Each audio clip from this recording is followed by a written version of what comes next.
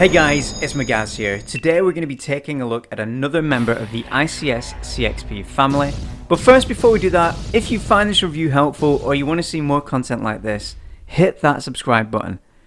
Also, feel free to ask any questions about the CXP below and share this with everyone and anyone. In fact, please go out and tweet this video link out right now. Spread the love a little bit. Right, with that out of the way, let's take a look at the CXP08. The 08 is part of the ICS CXP line, and that's the non-electric blowback version of the CXP line to be precise. And as far as I can tell, it's one of the oldest members of the CXP family.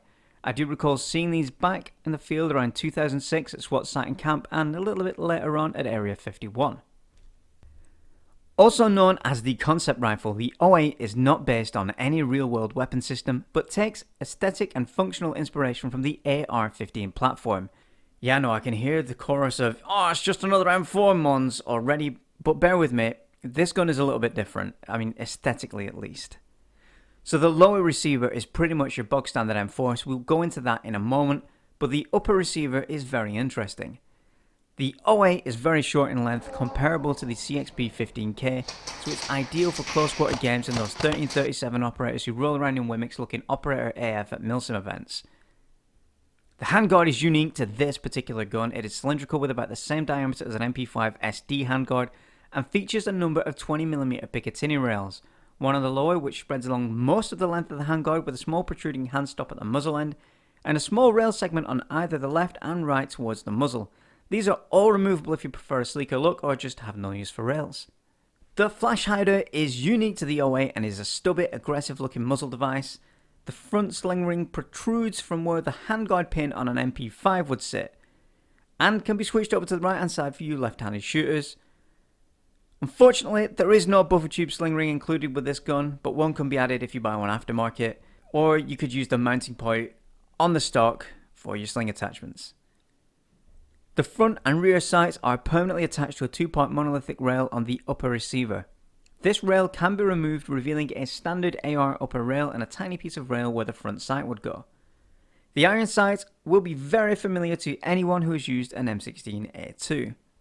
The front part of the upper rail has non-standard spacings on the Picatinny, meaning if whatever you're attaching here has 2 bolts in there that need a particular spacing size, they might not fit, but anything that just uses 1 bolt to attach will go on there fine. The receiver is metal and breaks apart like a real AR-15 by removing the rear TMH pin and swinging the upper forwards. It should be noted that prior to doing this, it is good practice to hit the forward assist, which in these rifles releases any tension in the spring and resets the gears. Failure to do this could mean the gears are in the wrong position, so when you do try to close that receiver, your tappet plate may suffer some damage. Also, you look a little bit like a spanner. Inside is the standard CXP split gearbox, which, unlike its EBB cousins, does not feature a quick change spring guide. The hop-up is a rotary design and made from plastic. The hop itself can be accessed by pulling the charging handle to the rear and looking into what would be the ejection port on a real firearm. The fire controls are as you would expect on an M4 style rifle, designed for a right-handed shooter and flick through safe, semi and automatic in a 100-degree motion. The magazine release is designed for the index finger of the right hand, and the bolt release is non-functioning. The markings and trades on the 08 are unique to ICS guns and feature the CXP logo on the left hand side of the magazine well, with a unique serial number below and the ICS factory markings in front of the fire selector. The motor base plate also says ICS and made in Taiwan. The stock has several positions on the buffer tube and is a crane style stock with plenty of space for a battery.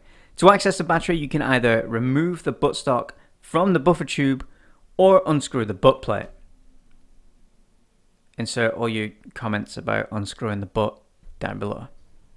Now we have had a close look at the 08, let's take it to the chronograph with .20 gram BBs from 6mm ammo. As you can see, the FPS is very respectable for a short barreled gun, coming up in the mid 300s, and is ideal for the UK market and perfect for CQB gameplay. For the accuracy test, I will be firing at an AF4 target at roughly 30 feet, firing unsupported offhand.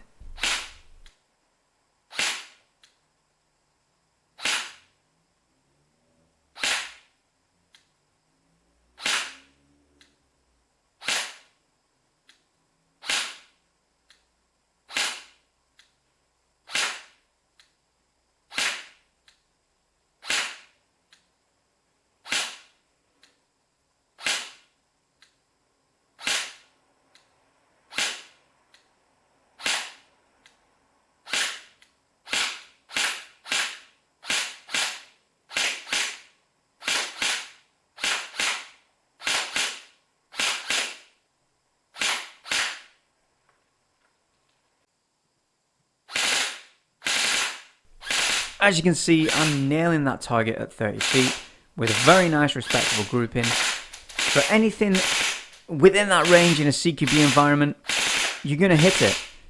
Obviously, I don't have the facilities right now to test at the extent of the range, but hopefully at some point in the future I will return to this gun and take it to a 50 to 60 meter range and see what we can do. Normally at this point I would take the gun out onto the field and experience it firsthand in action.